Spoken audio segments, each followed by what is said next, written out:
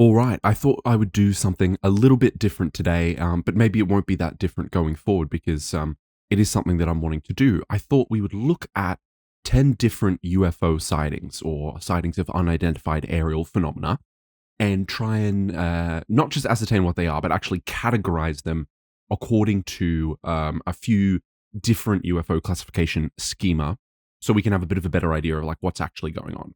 Because I figured if I just look at something and tell you what it could be, that's not necessarily super compelling. And it's also, I do want to create like an archive of sightings that people can go back to and refer to and go, well, this had similar traits and it ended up being this, or this fits within a broader category of unidentified things that are all weird in the same kind of way. I think that's a helpful thing to do.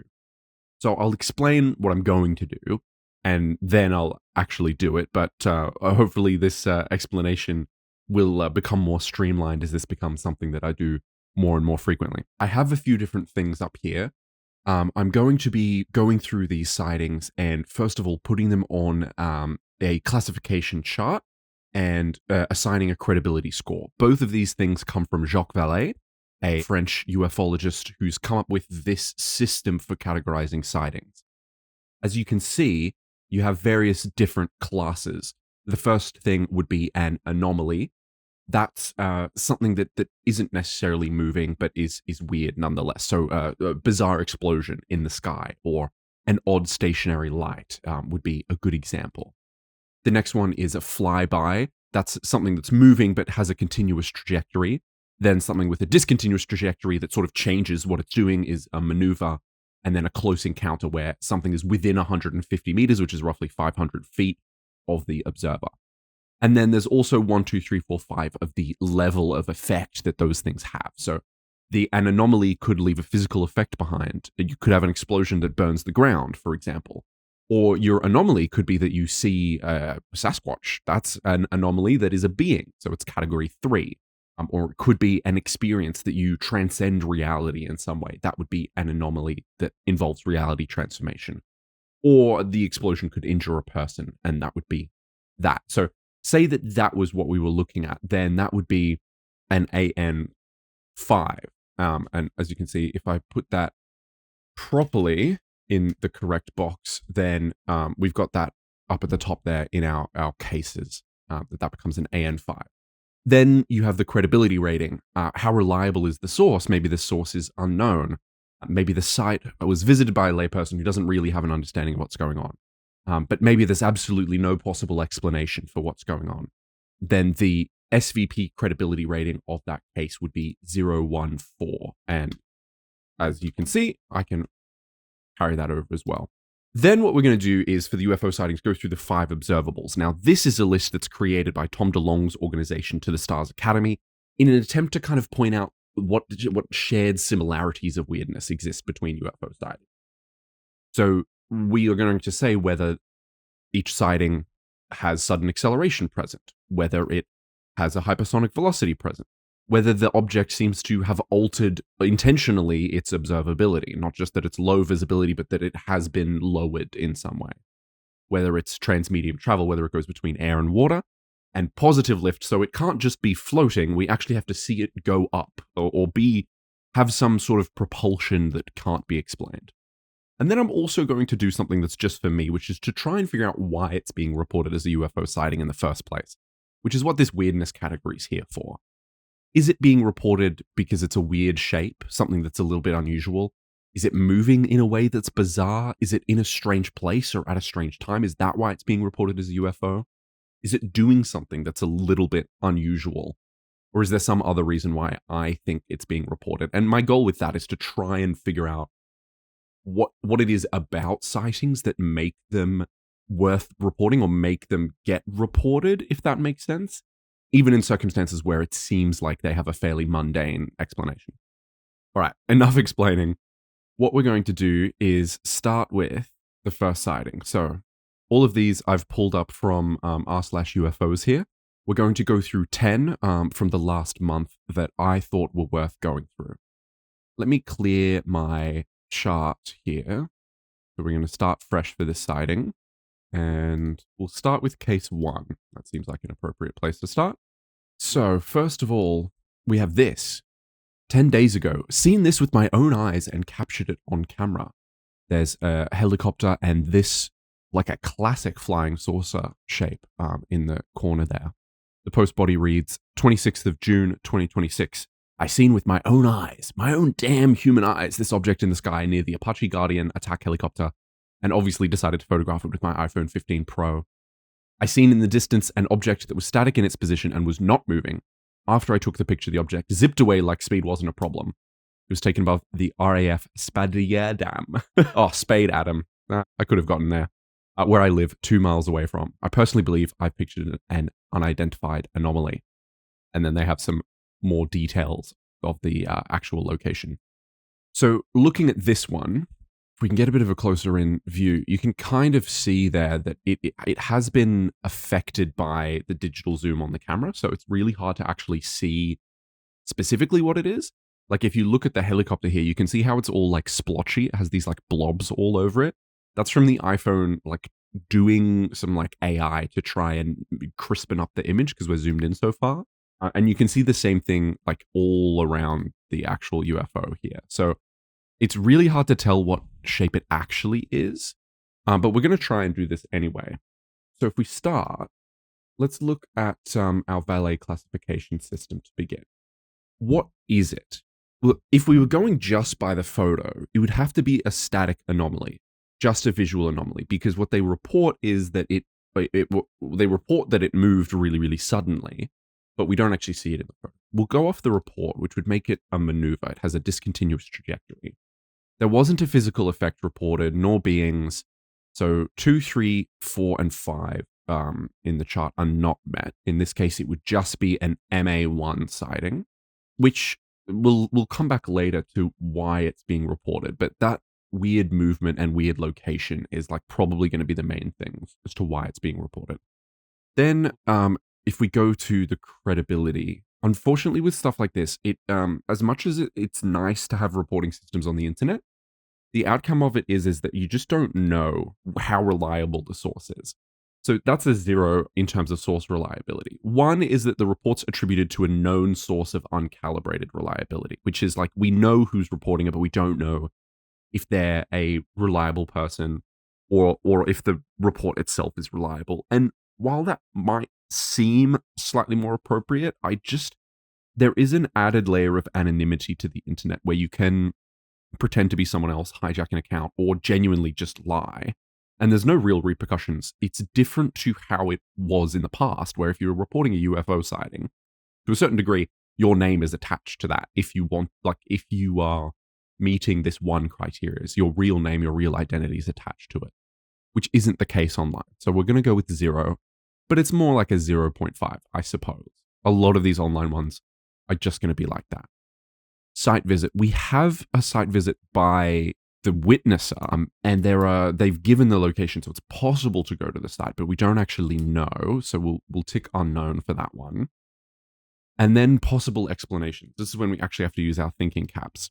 You can see that there's a categorization of what it could be, and it could really be anything. If we assume that they're not misreporting things when they say that they saw it zip out of the way, then that does eliminate a bunch of possibilities. I wonder if any comments have any speculations. Just people saying that they saw the same thing, which is pretty common. It's impossible to be anything else. Underground bases. Looks like drones were used for targeting systems on the Apache. Modern aircraft are getting drone companions. Nothing crazy. They are fast. Looks exactly the right shape. Very cool. Thanks for sharing. It's exactly what I was thinking when I seen this picture. We see these pretty often around the outer parts of Houston, Texas.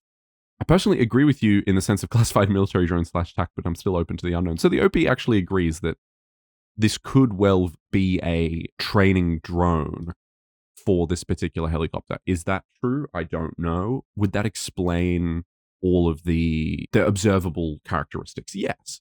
So when we're looking for possible explanations, we're not trying to figure out exactly what it is. We're not trying to debunk it. We're just trying to say, what could it be? Is there an explanation that's prosaic that would fit all of the data? In this case, yes, there is. So we'll tick that. So that gives us our SPV, our credibility rating, or SVP, sorry, of 000. In terms of the actual sighting, I don't think that should be read into too much, except for when we're looking for stuff to investigate further, when we're saying what's interesting enough to go and spend time theorizing about or rolling into our grand theories of what the nature of the universe is and what the aliens are really here to do. Looking at a sighting that has an extremely low credibility rating is going to give us a low credibility result. So if we put together a bunch of photos of things that could be drones hanging out near attack helicopters, and we use that to say aliens like studying attack helicopters, then our theory is of equal credibility as our evidence, which in this case is extremely low. So the reason why it's important to look at stuff like that is when you have like a guru or somebody who's pretending to claim they know about UFOs, who's using this extremely low credibility evidence to present their theory, then it gives you a starting point to say like, why shouldn't I be taking this person seriously, or what should I be thinking a little bit more about? Which is why I think the credibility score is really important. Now we move on to, it's not my favorite, but it is very fun, the 5 observables. So these are things that allegedly, this is one of those grand theories of all the way that UFOs work, that's been presented by UFO believer Tom DeLonge. The way that I've structured it here is I've also given it 4 categories, whether the observable is not apparent, whether it could be, but we just don't know because we don't have the information, whether we could speculate that it's apparent, and there's no real way to like disprove or debunk that, but it's pure speculation, like there's no actual direct evidence, or whether it's apparent, whether it's like obviously present in there. So sudden acceleration. In this case, we have a report of sudden acceleration, but we have no video or photo evidence of sudden acceleration. If we take the person's report at their word, then sudden acceleration would be apparent in this sighting. Depending on their credibility, you might say that it's speculative if you find their credibility to be poor, but I don't necessarily think that in this case, so I'm fine saying that there's some sudden acceleration here. Hypersonic velocities, we have no report of the speed, except that the reporter said that speed didn't seem to be an issue in the sighting. If we go back, they've said that, where did they say? Zipped away like speed wasn't a problem. So there's no direct report of any hypersonic velocities here. What we'll tick then is we'll say that it's not apparent. You could also say unknown.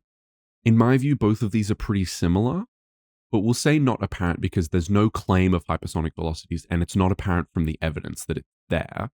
And it wouldn't necessarily fit the facts. So we'll say it's not apparent. Altered observability, there's no claim that it was difficult to perceive in any way, or abnormally difficult to perceive, or that sensors couldn't detect it. So we'll say that's not apparent. There's no claim of traveling between mediums. It's just in the air. And there is a claim of positive lift or propulsion. It's kind of both there. And I have no grand issue with that. There's a more technical level at which positive lift propulsion is about seeing those things on an object that has no readily apparent or readily visible flight surfaces. And so it exhibits positive lift, it exhibits propulsion in a way that is abnormal and unusual. And that is more kind of what they're trying to get at with putting this on the 5 observables list. They're saying that it's not just that things can fly. That's not odd. It's that things are flying in ways that we can't necessarily really easily explain. I've just simplified it down to, can the thing go up? Because a balloon cannot go up very quickly. It has no means to give itself any propulsion. It just has like the lift of the lighter than air gas inside. So a balloon is probably going to stay level. Something that's falling very slowly is going to stay level. Like if a huge cloud of bubbles gets released into the air, like that has no positive lift, we would say. There's no like active propulsion happening now. So that's kind of what I'm using it for, which is a little bit different, but I feel like for these sightings, it's a bit more helpful. And then weirdness. This sighting is being, I think, reported for 2 reasons. One is the location, that it's near a piece of military equipment. This does escalate the number of UFO sightings that you see quite drastically is when there's a military situation or when there's this idea of military tech. Like you saw the poster themselves talking about how they are talking about like a classified military drone slash tech. I've highlighted it, but I haven't scrolled, so you can't see it. There you go. And this is a huge, huge indicator of mass UFO sightings, is when there's a lot of like anxiety around military operations or covert military operations. It's almost certainly a huge part of why this is getting reported. The motion that it's perfectly stationary and then zips away, it was important enough for the observer to write in their report, even though it wasn't immediately apparent from the photo that they took. So I think that's also probably why. The shape, while it looks like a classic flying saucer, it's pretty obvious to me that that's a result of the camera quality. And I think that the reporter probably knows that too. Like, I don't think they're putting a lot of stock on it being a weird shape. So we'll say it's those two. And then to close out our case here, we'll write the 5 observables out as well. So in this case, there's 2 apparent observables and 3 non-apparent observables. So we'll list that out as well. There we go. This gives a really nice summary of what we've got. If I zoom in on that, then at the top there, case 1, it was a maneuver of type 1, or a class 1 maneuver sighting, has an SVP credibility score of 000, and it exhibits the 5 observables 1 and 5 without exhibiting 2, 3, and 4. So it gives us a pretty good understanding. And now we also have a pretty good understanding of possibly what it is. A military drone that's following after an attack helicopter, or a drone of some kind, would match all of the information that the sighting report has given us. All right. Number 2, I thought this was interesting. This is a historical sighting. For the sake of UFO Day, one puzzling sighting from my home country, 1979, near Rovigo, Italy, photographed by Marisalio Ciccioni. And that's almost certainly a butchered name by me, which I apologize for. That's the drawback of recording everything live and not being able to check any of my pronunciations of things. So while we're looking at that, I'm going to clear away the information for case 1, and we'll move on to case 2. What I found compelling about this is there's something about historical sightings that modern sightings don't really have, and that's that things have to be truly bizarre or abnormal to be photographed on older technology where no one's carrying around a cell phone in their pocket, and then to be reported later, to be preserved as a story, means that there is some story going on. And this is a really good example of that, because the photo itself is incredibly fascinating. This looks like a classic tic-tac shaped UFO hovering in the air, like quite significantly above the ground. You can see there, it looks like an airfield. It's a very striking photo. The story is very striking as well. This is what the OP has written. In 1979, near Rovigo, Ciccioni was sent out on an aerial reconnaissance as on the Italian Air Force radars something popped up. It might seem a test balloon at first, however, Ciccioni himself always discredited the idea. In 1995, now retired, he was interviewed by Chiomento and repeated the same story, that it was not a balloon, because during each close pass with the G91, it remained fixed without oscillating. The turbulence from close passes is well known. So saying that it didn't move, even though the turbulence from that plane passing by it would have made an impact. Another characteristic of the thing was the intelligence behind its movements when observed by the G91 pilot. After every turn, the balloon pointed at the jet as if assuming a sort of defensive position, never allowing Ciccioni to take a photo of the side of the thing. Years later, the Air Force published some photos of the thing that were visibly falsified to make it appear like a sort of solar UFO, a toy balloon at the time, which used solar heating to rise into the atmosphere. But this photo is apparently not the original photo, or that altered photo, that this is the original photo or something like that. So you have a lot of stuff going on with that story. I do want to return to what the author is trying to get across by presenting the story and what they might be leaving out or leaving in. But we'll start with what we're actually trying to do here, which is classify the thing. So as it's reported, this would classify as a close encounter sighting. It's within 150 meters of this pilot. Close approach within 150 meters makes it a CE1 sighting. And no doubt this is a huge part of why it's being reported, because close encounter sightings they're like, this is every UFO investigator's dream, is to get a close encounter, right? So Was there any physical effect? They describe a lack of a physical effect in that the object itself didn't move, but that is more of a visual anomaly because there was no actual effect on the plane back as it's reported. You could say that having a radar return is a physical effect, but to a large degree, we're talking about sensor detection. Whether the sensor is your eyeballs, a camera, or a radar, it's sensor detection that we're looking at there. So that would still be a class 1 sighting in my book. There's no description of any beings, reality transformation, or any somatic effects on the body of the pilot, although obviously it was a very emotionally affecting experience. In terms of the credibility rating, we know who the source is. There's a claim that they are a reliable source, in that they would have no reason to lie. They're very educated. They have lots of pilot training and experience, and the writer of the post goes out of their way to identify all of those details. The issue is that when we're looking at the credibility score, what I'm going to tick here is that the report's attributed to a known source of uncalibrated reliability, because there's a claim that they are a reliable source, but we don't have anything to calibrate that reliability. We don't have a track record of them making outlandish statements that turn out to be true and well evidenced and justified. We don't have a track record of them in a field where having a high level of awareness and honesty helps you advance in the field. So I'm thinking of like a scientist there. I'm not thinking of like a truth teller. I'm thinking of like an analyst or something like that. Like, they're a pilot. They're not expected to be presenting the scientific explanation for what they're doing. Of course, often they do really, really well. I'm not saying that they don't, but this is somebody who has an uncalibrated reliability, as we would think about it. The site visit, it's unknown. Almost certainly someone's gone to visit the site. So we'll tick 1 there, even though, in my view, this is unknown. And are there possible explanations? Going back to look at the thing, there's a suggestion that there actually was an explanation given, that this was a solar balloon. Okay. So what I've just taken a second to pull up here are photos of solar balloons. They're long, black cylinders, which heat the air up inside until it's lighter than the surrounding atmosphere, which causes them to lift off the ground. Here's another example of one.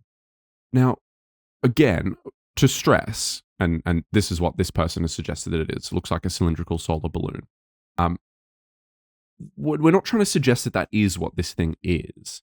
What we're trying to say is fulfilling the obligations of the credibility score here, that we are looking for whether the data is consistent with one or more natural causes, or whether the data would have to be modified to accommodate the prosaic explanation. Whether that prosaic explanation is the correct one or not is obviously just not something we're ever going to be able to know. But is it something that would match?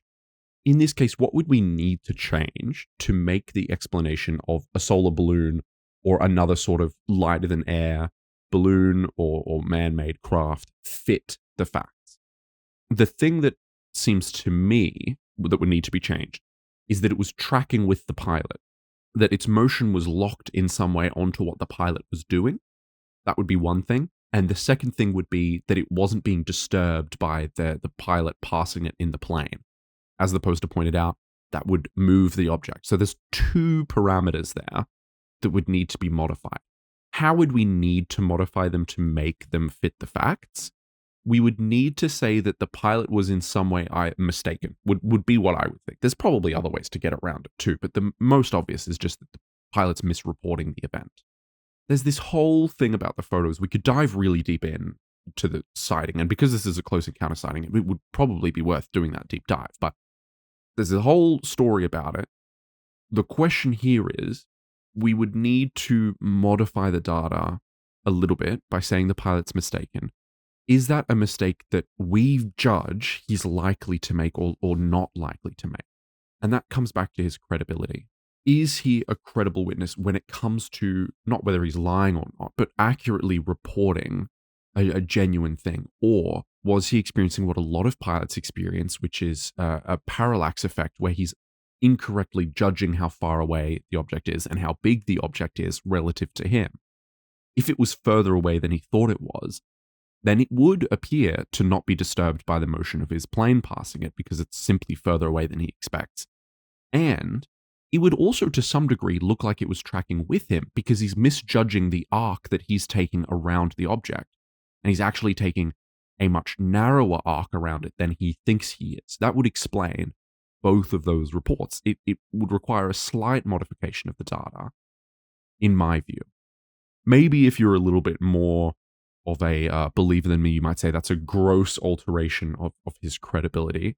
And so for the sake of forgiving him a 1 on the source reliability, I'll give this a 2. That there's a gross alteration of one parameter there, and we're saying that he's mistaken. This is something that pilots report all the time, that they have experienced issues with parallax. Even trained, experienced pilots have issues with parallax because your brain is just not built to be pulling those kind of G's in the air with no reference plane for where you are. But for now, we'll say 2. We've spent a lot of time on this, but I do want to go through the 5 observables as well. Did this, in the pilot's estimation, perform sudden acceleration? Well, I don't believe so. So we'll say no. Was there a hypersonic velocity? Not that was reported. There was a sense that the observability was altered in that it was tracking to keep up with him. Whether we would categorize that as an altered observability, I'm not sure. What I would say that is a positive lift or propulsion, that there's some unusual, uncaused propulsion system there. So in my view, it's not readily apparent from the data itself that that's there. That's a speculation on the part of the observer. It's not a direct observation. So saying that it's tracking with me is not quite the same as saying it jumped away at high speed. Like there's a difference in magnitude of those two reports, in my view. So we'll say it's speculation that it had some sort of positive lift on its own. There was no report of transmedium travel and no altered observability.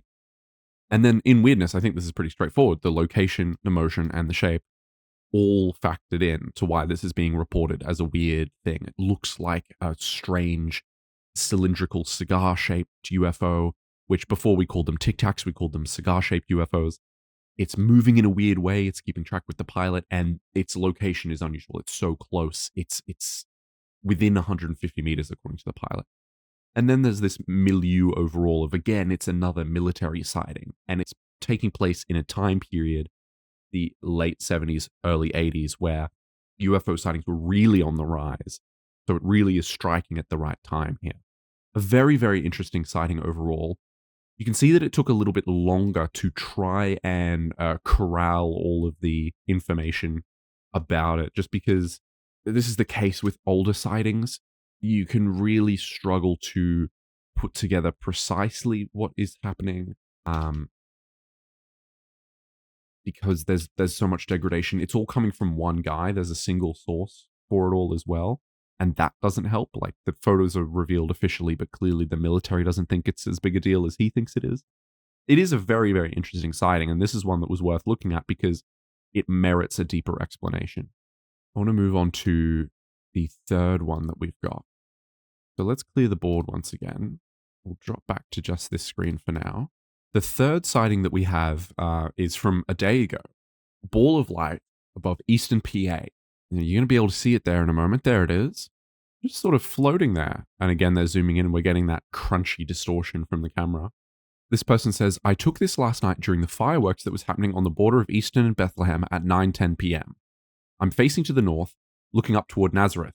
With the Allentown airport nearby, I'm used to flying planes overhead, but this caught my attention because it was where fireworks were happening just a minute ago and not a normal plane flight trajectory for the area.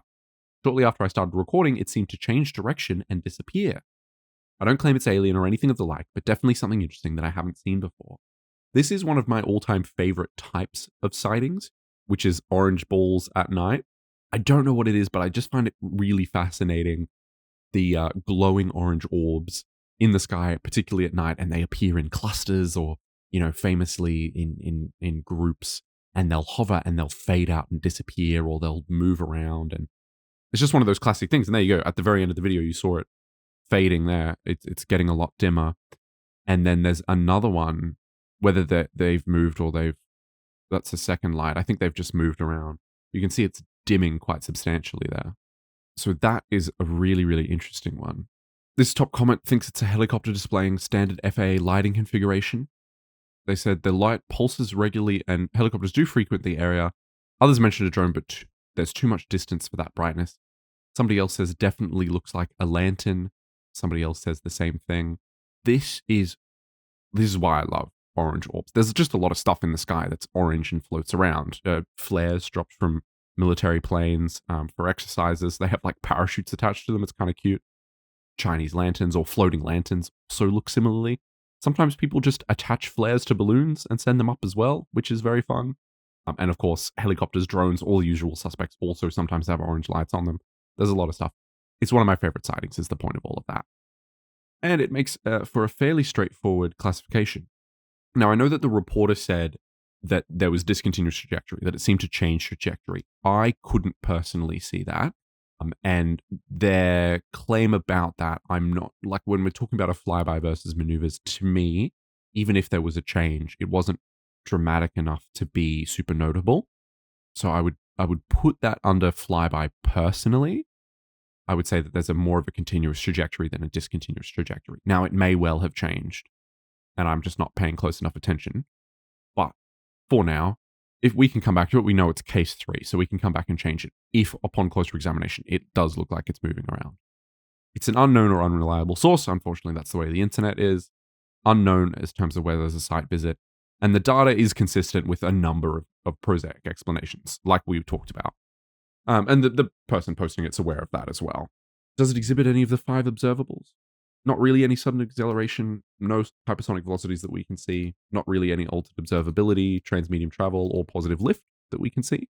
But the motion of the thing and its location being present near a bunch of fireworks is why it's being reported. It is the classic unidentified flying object. The reporter sees a flying object that they cannot identify. That is a classic UFO. And that makes me happy. I'm a big fan of classic UFOs. So I'm going to call that a flyby 1. We have an SVP credibility score of 000, ends across the board for its 5 observables test. Nice quick one. The next sighting, my goodness, more orange floating orbs. Here, there's 2 of them. They're quite far away from the camera, so we've got a huge amount of zoom again. But this looks interesting. We'll watch the video to the end so we can tell if there's any discontinuous motion. It does appear that they're just flying. The reporter has said this was taken on July 1st, around 9 p.m. in Canada. 2 orbs perfectly aligned with plane in shot for reference, which you could kind of just see it flashing in the top corner there, that plane. These don't look like planes to me. This time what we're going to do is go through our classifications before we look at the comments, and we'll see if the comments agrees with us as to what this possibly could be. Going back to our first set, oh, let me pause that on a nicer looking frame. We want to see those beautiful glowing orange lights. There they are. That's better. We have a flyby. There's continuous trajectory. We didn't see any movement. Unknown or unreliable source. Unknown or no site visit. Data consistent with one or more natural causes. 2 orange lights in the sky. Like it could be 2 drones. Could be flares dropped from military planes. Although in my view, that would be kind of unlikely here. But floating lanterns could be a reasonable explanation. We're not requiring any modification of the data to make that explanation fit. We're speculating about what it could be, but the important thing is we are not presuming that that's an explanation or an identification. It's okay to say that what these are doing would potentially be explained by something without definitively having to say, and that is the explanation of that thing. We don't have to take that extra step to say definitively, that's the explanation, we know what this is. What we're doing is we are trying to say that it is not doing anything in terms of the credibility of the sighting that would be unexplainable, if that makes sense. There's a distinction. In terms of the 5 observables, we've got no sudden acceleration, no hypersonic velocity, no altered observability, no transmedium travel, and no positive lift. Why is this being reported? Well, it's right there in the title. Orbs everyone else is seeing recently. Everybody's seeing orbs. So when I see an orb, I'm going to post that too. This is the social contagion explanation of things. That people who are interested in UFOs, or people who are just absently interested in UFOs, we're not talking about people wearing tinfoil on their heads, but people who are interested in UFOs see that people talk about floating orange orbs in the sky like I do because I love them. So when they see floating orange orbs in the sky, they assume that that is a worthwhile sighting to post. And it is. Obviously, all sightings are worthwhile sightings in my view, but I'm a little bit of an optimist about things. But they are posting this not because anything about it is inherently unusual, but because there's an expectation that it is unusual, because other people are saying it's unusual. So when I said before that what we're doing, this sort of breakdown of cases gives us a means by which we can point at people who are identifying these sightings and wrapping them up together in these bigger cloaks of all orange lights in the sky are so unusual and bizarre that we can say you're using low credibility information to create a low credibility theory. Your theory should be considered low credibility, so that people are not thinking every time they see floating orange lights it's necessarily UFOs. I mean, I hope they do keep thinking that because it makes me happy, but still. On to the next one. Can you believe we're only halfway through? Again, I saw this and I was so ecstatic. Look at these lights flying around. Like, this is it's beautiful. It is a beautiful sighting. We're going to clear away all of our other ones. What could this possibly be? Let's read the report that they've given on this one. Another video of the UFO activity outside of Sedona, filmed from the Bradshaw Ranch on the 19th of June, 11:15 to 11:35, 20 minutes, sped up to 2 minutes. So this is accelerated footage. It's 10 times faster.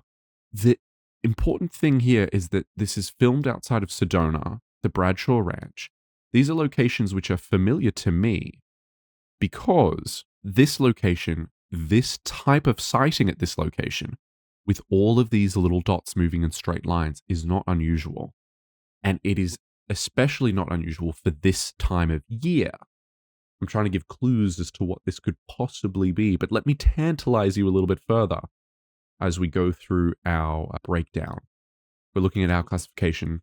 Unfortunately, I do have to pause the video to move on to the other screen, but we'll go back. I know it's really pretty. We'll go back to it.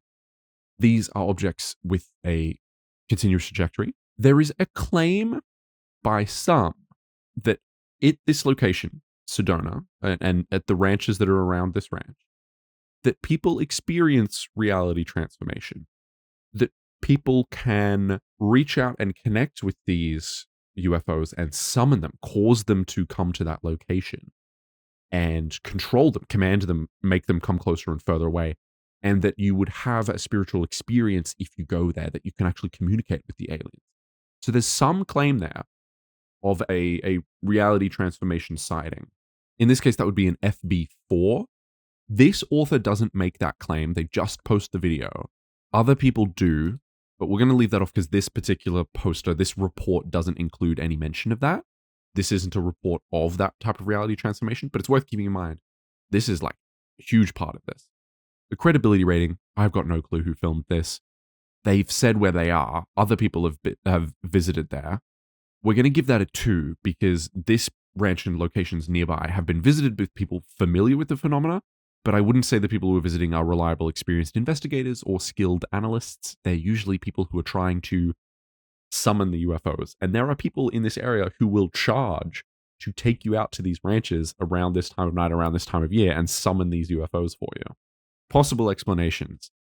Have I left it long enough to say that there is absolutely a natural cause for this? This is a series of satellites that are flying in the sky, and where the viewer is standing relative to the satellites, the light from the sun that is below, well below the horizon, is reflecting up, hitting these satellites, and then reflecting back.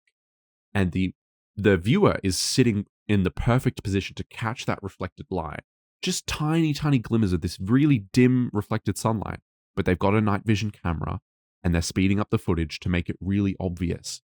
And sometimes they'll use other cameras as well. Sometimes it's not reflecting off the sunlight. It's just that this is a lighter patch of sky, etc., etc. The point is, that's why these are all moving in straight lines. That's why you have to speed up the footage. That's why you see massive amounts of them in particular areas. It's because the way the light is reflecting from these locations is just creating the perfect environment to catch these beautiful light shows of man-made satellites flying through the air. It is gorgeous. I mean, look at this. One of my absolute favorite things. I don't love that people charge money to take you out to these places and claim that you are having a spiritual or religious experience when they magically summon these things and then ask you for your money. Because anybody could do that. All you need to do is know which places and which times of year to go to. This is not something that you should be charging people money for, claiming that they're having religious experiences with aliens, in my humble opinion. That's all I'll say. Just to prove my point, 5 months ago, this is a post on a different subreddit from this exact same ranch, from this exact same place, talking about this. As for several decades, Bradshaw Ranch in Sedona has been subject to recurring reports involving UAPs, anonymous lights, and unusual environmental effects. This bothers me. This bothers me that people are getting scammed over this sort of stuff. And if we go, just to further hammer it home, to the 5 observables, there's no sudden acceleration. There's possibly some hypersonic velocities. I couldn't tell you exactly how fast they're moving, but I'm pretty sure it's hypersonic, based on the fact that they're outside the atmosphere. There's no altered observability, there's no transmedium travel, and there's no positive lift. We're not seeing any weird propulsion here because they're just floating. And the reason it's being reported is because of the motion, and because it's in a magic location, and because, again, there's all this lore that surrounds it, even though the sighting itself is completely prosaic. So what we'll do is let's quickly write all that down. This is a flyby one. Again, it's an SVP of 020.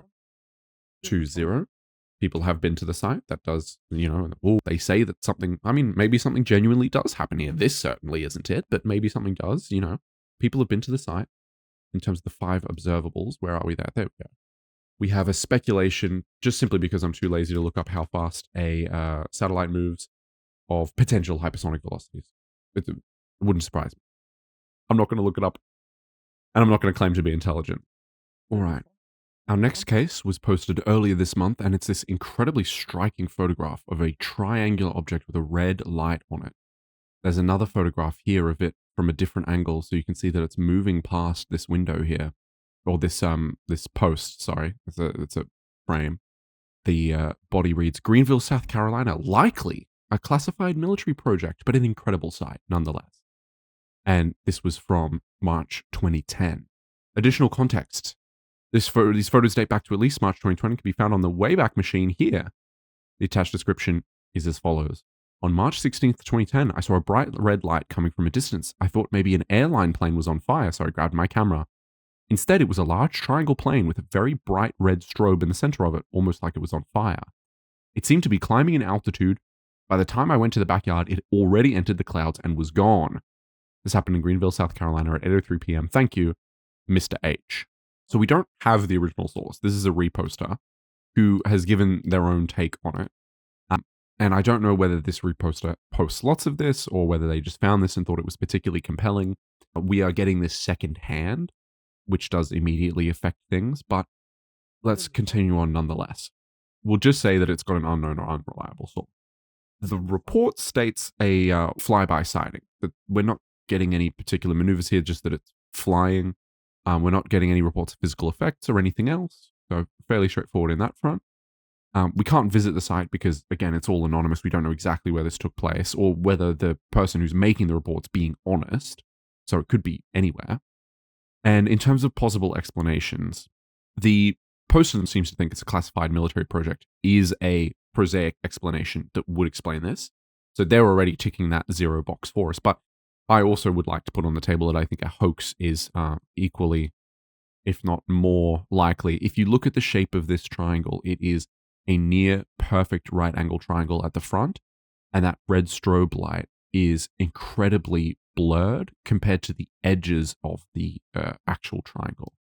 If you see it from here, you can see again that that is almost exactly the same position and angle that you see it from here. And there's no interaction with the cloud cover, which looks fairly low. There's no indication of a change of trajectory or even of the camera angle, really. Like, these look like very, very similar camera angles to me. So the whole thing has this suspicious quality to the actual photos themselves that I think don't rule out a hoax. The fact that it's an anonymous report that was made on this UFO casebook website is all things that, again, it may not be a hoax. This may be an alien craft, but in terms of our credibility score, it's planted firmly in the 0 category. And then the fun stuff. what is it doing? There's no sudden acceleration reported. There's no claim of hypersonic velocities. There's no suggestion of altered observability, transmedium travel, although there is a suggestion of positive lift. I'm going to say that's speculative because I don't know if there's actually anything here at all. But you could also say apparent. I wouldn't necessarily have a big issue with that. And then the weirdness as to why it's being reported, well, the shape and the way that it looks. Like, I mean, I don't know of anything other than a drone that would look like that. And in 2010, a drone would be interesting to see, to say the least. This one was an interesting one to me just because of the nature of it. I always think it's interesting when these sightings pop up years or decades later on websites like Reddit, stripped of all of the context and then new context injected in by the author. That they've said this is a classified military project, which feeds into this larger theory that the US government or world governments have these secret classified military projects. Some people believe they use recovered alien technology to build these mysterious flying craft in the sky. And they go, well, I don't believe that these things are flown by aliens. They just include alien tech as part of them. That kind of thing. Like, you end up with speculation about Lockheed Martin doing stuff and Skunk Works. And this is interesting. Like, seeing these experimental military craft and vessels like this. I mean, look at that. I love ads.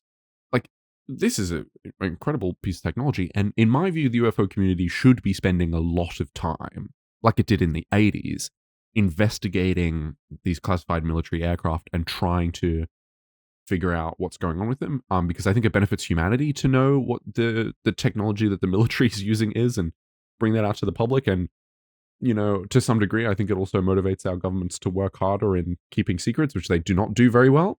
But yes, there's a whole milieu that goes into these sorts of things.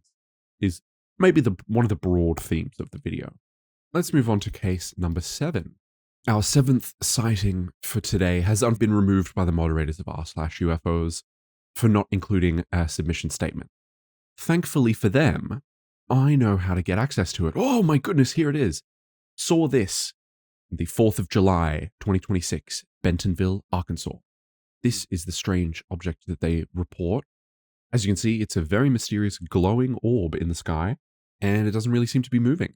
See, if we skip through the video here, it's doing the same thing at the end that it's doing at the start.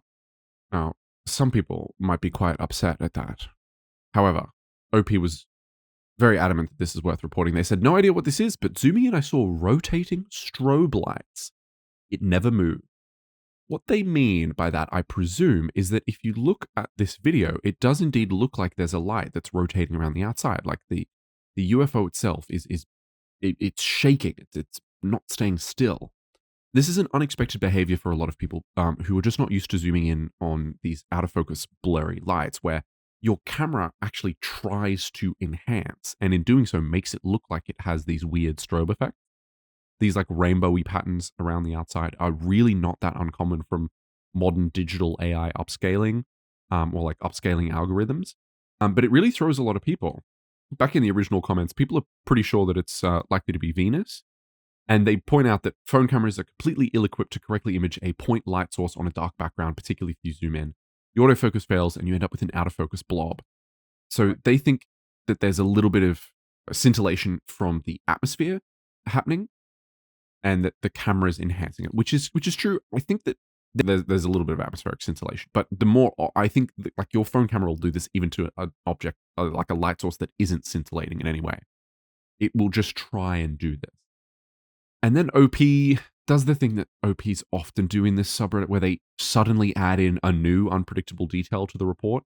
So the scintillation is what is reflecting off the clouds that I can see without my camera.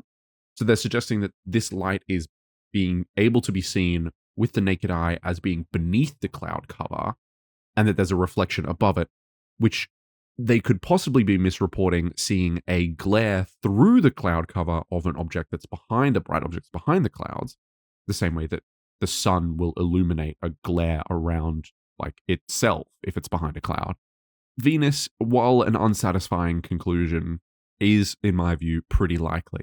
This is on the list because I think it gives an interesting cross section of the community, because you have people who will reject the bad sounding explanation. There's people who will reject the explanation that they don't want to hear, and come up with reasons why it can't be that, which is one of the reasons why I think going through our score is going to be really helpful in illuminating why, making reasons why this doesn't fit, just doesn't really work to actually discredit this. So I'll explain what I mean. Let's go through. In our main class here, this is a visual anomaly. There's no trajectory to be said at all. It's not a flyby. It's not a maneuver. It's not a close encounter. It is merely a visual anomaly. I'm looking at something weird. We have no idea who the source is or how reliable they are. No one's visited the site, or if they have, we don't know about it. And the data is consistent with one or more natural causes. It could be Venus. It could be another bright object in the night sky. It could be a stationary drone with an incredibly bright light, or a helicopter with a spotlight above the clouds. Those things are unlikely, but they're not impossible. And the data would be explained without needing any modification by those explanations. We can look at whether there would be a slight modification of the data needed in a second, but for now, I'm pretty confident this is a 0 across the board. The 5 observables, there's no sudden acceleration, there's no hypersonic velocity, there's no question of its observability being altered, there's no transmedium travel, and there's no suggestion of any positive lift. It is being reported not because the shape's weird, the shape's not really that weird, not because it's moving in any particular way, not because of its location. Its effect, maybe, but it's not having any effect. It's being reported mostly because it's green. And it looks like it has this rotating ring of lights around it when you zoom in on your camera. That's what the original poster is reporting as being bizarre about the object. That when you zoom in on your phone camera, it looks like it has these rotating lights around it, which, as we've seen, can be explained by what a phone camera does. Maybe I'm being overly dismissive, right? If we come back here, this person suggests that the color and size appearing too big and green means that it is probably not going to be Venus. We've got trees for reference, but I don't know how useful a tree is in reference to how big Venus should be, since those things are pretty far away. And the brightness, again, is being exacerbated by the fact that the photo is out of focus. The video's footage is out of focus. So we don't actually know if it is this big in the sky or if it's just blurry. Like a blurry, very small object is also going to be magnified by the camera trying to resolve that blur into a sharp-edged object. It might just be that the actual light source is right at the center of this. I don't really know what saying that the trees are there for reference is doing for us. We have OP themselves adding in a new detail about a reflection off the cloud. We've got people who are saying, no dude, with no explanation. This is and then obviously the post gets removed by the moderators for not having the details. This is a semi-common occurrence on this subreddit and in other places where people report UFO sightings, where they'll go through and they will make a post that is one of the lowest interest sightings when it comes to like these relative rankings of sightings, and then be very defensive when people say nothing is really going on here that seems that unusual. Like, the credibility of this sighting is 0s across the board. There's none of the 5 observables being witnessed. There are potential explanations that are incredibly prosaic, and all that's being reported is something that looks a little weird. But the OP and other people will jump to its defense and will reject explanations which do fit all the facts by injecting new reasoning and new argumentation as to why those presented explanations can't work. This is a common self-defense mechanism for humans. It would obviously feel like shit if you took a photo of a UFO that you thought was really cool, you posted it on r/UFOs, the mods delete your post, and everyone immediately tells you it's the planet Venus. Like, that's going to suck. That does suck. But we have this sense that because that sucks, we shouldn't allow it to be true, is the way I want to put that. That we should work to find a reason why that sucky feeling is actually wrong and put that sucky feeling on the other person. And this happens all the time in the UFO community. There's nothing wrong with that impulse, that self-protective impulse. That is what keeps you from immediately collapsing at any criticism, true or false, about you. It is what helps you become a stronger person, but you also have to have the ability to recognize when that sense is leading you astray and when for the sake of research and investigation, it's worthwhile saying, this is an interesting sighting. Every sighting is an interesting sighting. This is worth reporting. Every sighting is worth reporting. But when people present those possible alternative explanations or categorize, as I have this sighting, in a very straightforwardly clinical and analytical way, that you have to release your ego a little bit for the sake of the broader conversation, the sake of the broader investigation, and say, okay, probably the planet Venus. Our 8th sighting comes from Australia. Yay! This is something that caught my eye as I was scrolling, and I'm glad that it stuck around for long enough to have a look at it. Look at how gorgeous that UFO is. The shape of it, the lights all around the outside, like, this is great. And this poster's done a fantastic job. They've given us the full photo, they've given us a zoomed in look, and they've given us a shot from that location during the daytime so we can compare. Like, that is great. This was taken 1 a.m. July 5th, 2026 in Queensland, Australia.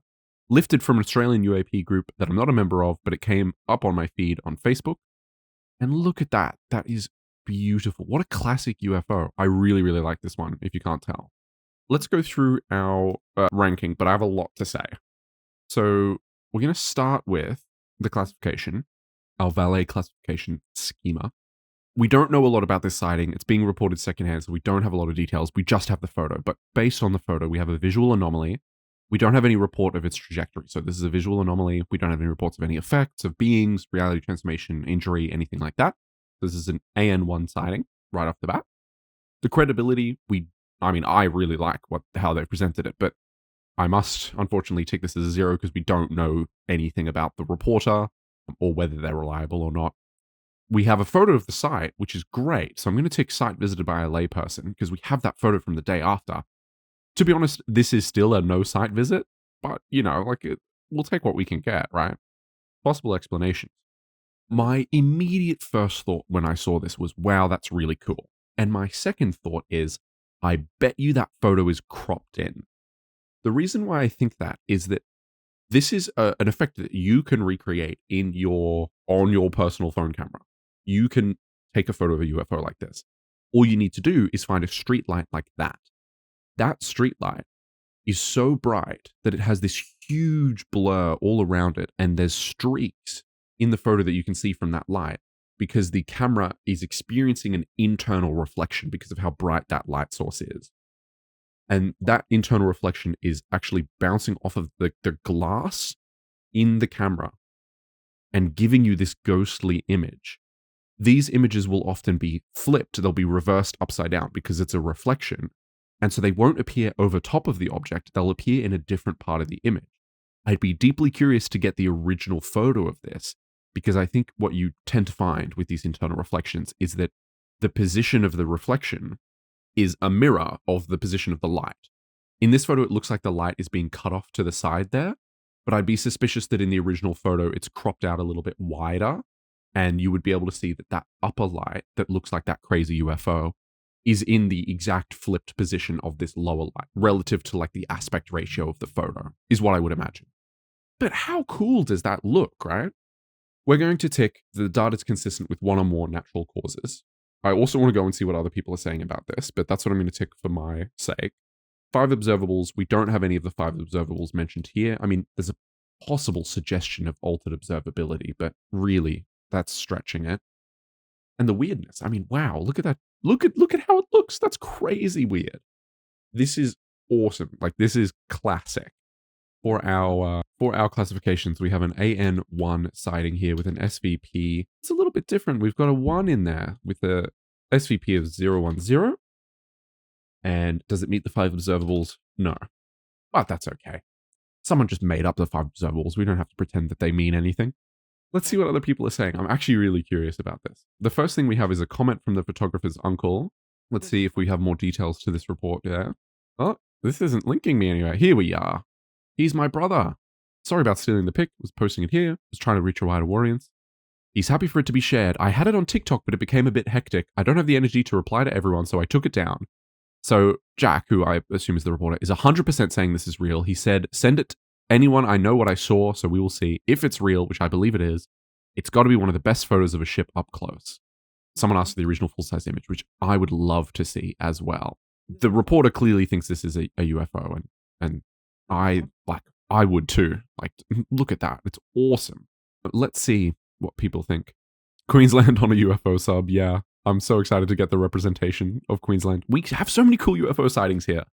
My nephew took this photo. It's getting analyzed by a National UFO Society and another expert guy. Lovely. I'll keep you all posted. There's now investigators from US and Australia, independents, all studying this as we speak. And my nephew's got to lock his profile. I'll try and get the original. He lives quite far away from me. I asked him to send it, but he saturated it, so I told him to revert it. How do I send photos on here? So a journalist has contacted him, apparently. We will hopefully get some exciting follow-up on this one, but for now we might leave it. There are other, investigators. And someone's pointed out that it could be glare from the street lamp, which is what it is. It's a light glare. It's an internal reflection from the street lamp. I'm being very definitive about this just because with sightings like this, where it is something that's really cool looking but has a really obvious explanation, I think it deserves that you be a little bit more strident in the explanation of what it actually is, just to really hammer it home for people. This is absolutely an internal reflection, a glare from that street lamp. That is just what it is. It would take a lot to move me from thinking that's what it is because I've seen this exact thing before. I've taken photos with this exact thing before. And I would almost guarantee that the original photo will show that. Like you can, when you have a really bright light source like this in the photo, that's always just the number one. And I just think it's generally important to be really specific about that kind of thing. But what a cool sighting. How great is that? For our 9th sighting of the day, we have these lights above Budapest's parliament. You can see them sort of flying around there and making these crazy maneuvers. Already we know what we're going to be ticking for one of these boxes. But just look at that. How cool. This was taken on June 30th, 2026 in Budapest, Hungary. And according to the reporter, they went on for about half an hour until they went higher. So they say. You can see there's a plane there for reference. Look at those crazy maneuvers with that plane in the background. How cool. This has received 3.3 thousand upvotes on UFOs across 6 days. And yeah, I mean, look at that. This is one of those ones where I look at it and I'm pretty sure I know what it is, but you also just have to look at it and go, that looks so cool. This is what I love about UFO sightings. Let's start ticking some of these boxes. Unfortunately, I will have to pause this video while we do that. Our classification schema here, what are we looking at? Something with a discontinuous trajectory. There's a lot of movement around, like things are moving. The source, unknown. Was there a site visit? I mean, I would hope that there are people in the Hungarian parliament, but you never know. And possible explanations. We're going to leave that unticked for now and move on to our 5 observables. There is, when we think about sudden acceleration, turning is an acceleration. There is acceleration in turning a corner. So I'm going to say that I don't know if it's sudden or not. I'm going to say that's speculative because it depends obviously on how far away those lights are. If we go back for a second, if you imagine that these lights are extremely close to the camera, like we zoom in across the water, but if you assume that these lights are, these flying lights are quite close to the person who's recording this footage, then the speed at which they're moving wouldn't preclude those turns being particularly sudden when we're thinking of rotational acceleration. But if they're very far away, so say for example, they're as far away as this plane is, then those are extremely fast corners. If you imagine that plane down in the bottom performing a turn like these are doing at the same distance that plane is flying, that's incredible. There's no way that plane would ever be able to pull a maneuver like that. That would genuinely be sudden acceleration. We would have to tick that box. But if these lights are quite close, say for example, these are birds flying directly above the Parliament building here, then it wouldn't be crazy to expect a bird to be able to pull a maneuver like that. Like they can fly that fast. They can turn corners that fast. They're fairly small and agile, and in this case, they wouldn't be that far away. They'd be just across the river, being illuminated by the incredibly bright lighting coming from underneath them in the Parliament building here. That wouldn't be crazy. So we'll say speculatively there's sudden acceleration if we assume the lights are very, very far away. But if they're closer, then it's not. Hypersonic velocities, not that I can see. No altered observability, no transmedium travel. There's definitely a positive lift. Like we can see the maneuvers they're performing. There's some sort of active propulsion happening to those. Why is it being reported? Absolutely because of the motion. The way that those things are moving is what is so unusual about them. So what do we have in terms of possible explanations? Well, I kind of gave the game away. I think this is probably birds. I think at the very least, the data is consistent with it being birds or bats or some flying creature, most likely birds, being illuminated by the incredibly bright lighting from beneath the Parliament building here. Yes, birds can be illuminated very, very brightly from below, particularly at night. There are a number of light-colored birds, but even a dark-colored bird's feathers are very slightly reflective. If you think of a crow's feathers, that's a black bird, but you can look at a crow and identify that its feathers are reflective, and it would reflect this far away as being a bright light. You can also see the lights flap, by which I mean you can see them become brighter or dimmer depending on what movement they are doing. And even when they are moving in a straight line, you can see them become brighter or dimmer, which is exactly what you would see if these were out of focus birds that are flapping their wings. When they flap their wings in such a way that their profile is smaller relative to the camera angle, they're going to become dimmer. And when their wings are spread out relative to the camera angle, they're going to reflect more light and appear brighter. So that to me explains everything that we're seeing here. I'm curious if any of the comments agree with me. We have a submission statement. I saw these lights just a few hours ago. They remained in a triangular formation throughout the entire sighting, and at some points they would separate slightly, but always maintained a loose formation. The objects emitted their own strong orange light, not a faint glow like the construction lights below. They must have been quite large, especially considering the altitude at which they were flying. Even as they moved away from the construction, they maintained that strong orange tone, so I don't find it plausible that they were birds. The idea that they could be bats is essentially impossible given their size, altitude, and brightness, though I realize that sounds like something a bot would say. Finally, they gained altitude before disappearing. This submission statement is really, really interesting to me because we've made a huge assumption, which is that they're really far away.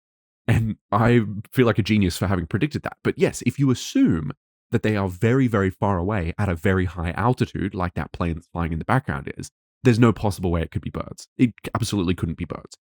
If you don't assume their altitude and assume they are much closer to you than you expect them to be, they absolutely look like birds. So that's the big thing. And they've built their reasoning as to why it can't be birds around this assumption of the altitude that they're flying at. If we look at the footage again, if you imagine that they're birds, they would be flying maybe, you can see the top of the buildings here. What's that? Like 20, 30, 40, 50 meters, maybe up to 100 meters above the building.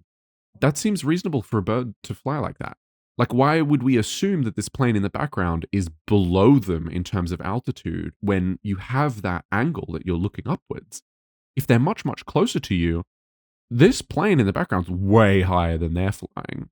This is a trick of perspective, essentially. We're assuming that it must be flying above the plane because to the naked eye, it's sitting above the plane. But I'm sure that you can tell if they were a lot closer than the plane is, they're just flying above these lights. They also say that the strong orange glow is much brighter than these lights on the Parliament building, but I can't see that to be the case at all. In fact, you have this part of the building here that's emitting a strong white light. The light is actually so bright, it just maxes out the camera's ability to recognize it, becomes white, which these objects maybe do sometimes, but it's the comparison between a very, very small object that's quite bright and a very large object that the camera can resolve that's bright. It's the same thing happening with distant, out of focus, blurry light sources that we were seeing in some of the other footage today. Like, if these were out of focus birds, you would expect the camera to try and artificially brighten them to produce exactly this sort of effect. So I don't think the OP is really onto or cooking much when they say that it's too bright for them to be birds. The top comment, just going to leave this right here. It's birds. Oh, I love ad. This is the Parliament building in Budapest, Hungary, with birds flying over it from 6 years ago. You can see the same kind of lighting. You can see the same kind of lighting on the birds. You can see that they appear like out of focus, blurry dots. And you can see that the way that they're flying around seems incredible. A very, very good example that this top comment has posted. I mean, you compare that to this footage, same location, same lighting conditions. We're seeing the same thing, right? Those are birds. You can see wings flapping. Unbelievable footage. Fellow birder here. Behind those birds? Yes. I'm glad that people are able to identify it. I've spent over 1,000 of hours over the past 40 years studying the phenomenon, and I'm an experiencer myself. Those are birds. This one is just embarrassing, says somebody else. This is something worth talking about. You have a lot of the comments who are explicitly making fun of the person who's posting this, saying that this is a stupid thing to post, that it makes the sub look bad, whatever else, right? But at the same time, the post is getting thousands of upvotes. It is not just getting one or two people to look at it, and I've done that completely wrong. It's not just getting one or two people to look at it and go, oh, that's a little bit odd. It is getting thousands of people to look at it and go, this looks like a UFO to me. But all of the top comments are ridiculing that kind of thinking. So what's going on there? You have a strong divide between the poster and the people who are upvoting and the people who are leaving comments. There's a super strong effect in any community whatsoever, but especially a community centered around a special interest of thing. Politics is the really big example. If you are into politics and you follow politics very closely, it seems ridiculous to you that people do not follow politics. This is a measurable effect that people who read poll results, so when they take surveys of how people are going to vote on certain things, people who follow politics and who read poll results become worse at predicting poll results than the average person. People who read these poll results actively and try and use them to form interpretations of the results become worse at their job the more they do it. And it's because you become insulated to your own media environment. You become insulated to other people's perspectives and opinions, and you forget the layperson's view of things. 3.3 thousand lay people saw this and have no concept of what a bird illuminated by lights is supposed to look like. And they're obviously not going to be thinking that it's their first thought. They're going to be thinking it's subreddit's called r/UFOs. So they're going to be thinking that it's something really interesting. They click on it, and it is something really interesting. Like, this is a super cool sighting. Obviously, I think all sightings are super cool, but look at that. That's awesome, right? Why are we making fun of those people? Because they don't have the specialist knowledge that everybody else does. Because they haven't seen that YouTube video of birds flying over the Budapest Parliament before. Why are we making fun of them for thinking that this could be UFOs? In my view, it strengthens that self-defense mechanism that people have where they want to defend themselves really strongly and they want to be like, no, this couldn't possibly be birds. It leads to OPs writing extravagant descriptions of how high up the objects are to prevent the explanation it could possibly be birds, because they're anticipating the ridicule from people and they don't want to be thought of as stupid. Nobody wants to be thought of as stupid. But to me, whether this is birds or whether this is UFOs is less relevant than the idea of having this sighting in the collective consciousness, in the archive of UFO sightings. So when we get the next sighting above Budapest Parliament that looks even less like birds, that looks even more like UFOs, we can have this as a reference point to say, we know what birds look like. We know what kind of characteristics they have when they're flying over things, and these are those characteristics, and they match this case. It's important to have sightings like this, which read as really obvious explanations to insiders and seem unbelievable to outsiders, because it helps you bridge that divide between the two. That's what I think anyway. I think that's a very important thing to do for the community's health and for like the idea of investigating UFOs. Like, if you think aliens are real or UFOs exist and there's something that we need to investigate about it, you should be screaming from the rooftops for sightings like this to be posted all the time, because this is the kind of sighting that gets people interested, and then they have the explanation that they can lock in and fit really well. And I think that gets them excited about researching instead of just watching this kind of thing. For our 10th sighting, I thought that I'd collected 10 before I started recording, but it turned out I hadn't. So I just found this one from 13 hours ago. And I'm glad I did. I mean, look at this one. What is this strange thing flying over downtown Raleigh, North Carolina? I saw this July 5th, about 7:15 p.m., floating around. How cool is this? Let's look at the other photos. If I zoom in, it's going to cut it off. What have we got? Look at that. Spiky, red. Look, it's got like these shapes coming off of it. That is so cool. Every sighting's cool, but I mean, look at that. That is super cool. Let's go to our classification for one final time this video. What do we have? A flyby. There's no report of any discontinuous trajectory. There's no report of any physical effect or beings or anything like that. We have an unknown source, unknown site visit. The data is possibly consistent with one or more natural causes.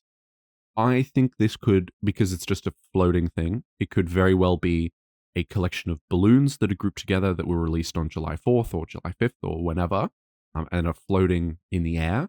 There's nothing that would suggest that that can't be the case for now. We'll leave that as data consistent with one or more natural causes for now, and we'll see where that takes us in the end. Why isn't that updating? There we are. Took a second for that to update. Going to our 5 observables, there's no sudden acceleration, no hypersonic velocities. I mean, you could consider this an altered observability. We're going to say that's unknown because is this changing its shape to hide? I don't think so. But you never know what people might say. So we'll say possibly.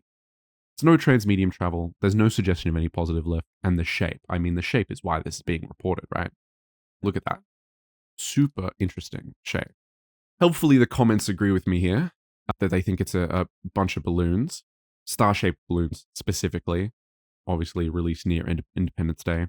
Of course, you have the people who, can you screenshot and outline the individual balloons? Just to really hammer it home. At no point does the object tumble or do the balloons change their order of positioning. Plus, there's at least 3 other UAP in this sub that look just like this object and clearly aren't balloons. Jellyfish UAP are a good start. So this is a person who's using these low credibility explanations to build a low credibility theory of jellyfish UAP. And any pushback that this might simply be a group of star-shaped balloons clustered together, reflecting the afternoon sun, is met with a suggestion that somebody go look at other unrelated sightings to prove that this sighting is weird. Isn't that interesting? This sighting is weird because if you look at other sightings that are weird, this one looks like that, even though this one actually looks like a bunch of balloons.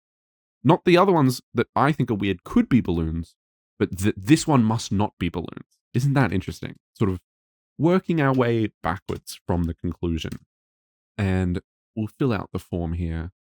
We're not going out on a bang, but we're going out on a bang when the balloons pop, so that's close enough. You can kind of see a collection of all the things that we've talked about. We have something that's being reported because it genuinely is really strange looking, really unusual, really bizarre compared to the person's everyday experience, but which insiders can identify with a little bit of effort, probably has a very, very prosaic, very straightforward explanation. And then this reaction from people to reject that explanation purely because it doesn't fit in with their overall worldview of the entire system that they want to promote and put forward. That this cannot possibly be anything other than something really weird, because if it isn't something really weird, then all the stuff that we've previously thought are weird, we might have to go and reassess those fundamental beliefs. You have people coming into the comment section and saying, it looks like a morphing jellyfish thing. And then this, and then I have 15 examples. There's 60 examples. There's people in the Air Force who disagree. There's Jeremy Corbell who disagrees, except I can't spell his name correctly. It's pretty conclusive, I'd say. They say to a suggestion of nothing. Of, look at this other thing that I saw that kind of looks like a tesseract. Like, there will always be people like this in the UFO community. There will never not be people like this who take everything and report it as the most bizarre and absurd version of things because that's what they need to be true. It's interesting to examine from a sociological perspective. A very interesting 10th case to end on that. Looking at overall what we've had today, we've had 10 different UAP sightings. Overall, most of them have been either flybys, sightings where the object is moving with a continuous trajectory. We've had a few examples of visual anomalies, things that look weird but don't necessarily move, and 2 examples of things that do move in a weird way, as well as 1 genuine close encounter. All of these are of the first kind in that we don't have any other reports of effects, of creatures, of reality transformation, or of injury or death. All of them stay as sightings for now. And nothing with a credibility score in any particular category that goes above a 2. But among all those low credibility sightings, some really interesting examples of the way that people think about UAPs, the way that people report UAPs, and what I think is important about those reports and important about investigating. Hopefully you enjoyed all of that. I don't know if I will do this again. I certainly hope I will because it's a lot of fun, but it's also been an hour and 40 minutes of recording, and that is much more time than I expected to spend on this. I genuinely expected to be spending about a minute on each one, but if you did enjoy, I am glad because I do think this is something really worthwhile and really interesting to look at as a phenomenon and to try and get a little bit closer at some sort of an answer to all of these things.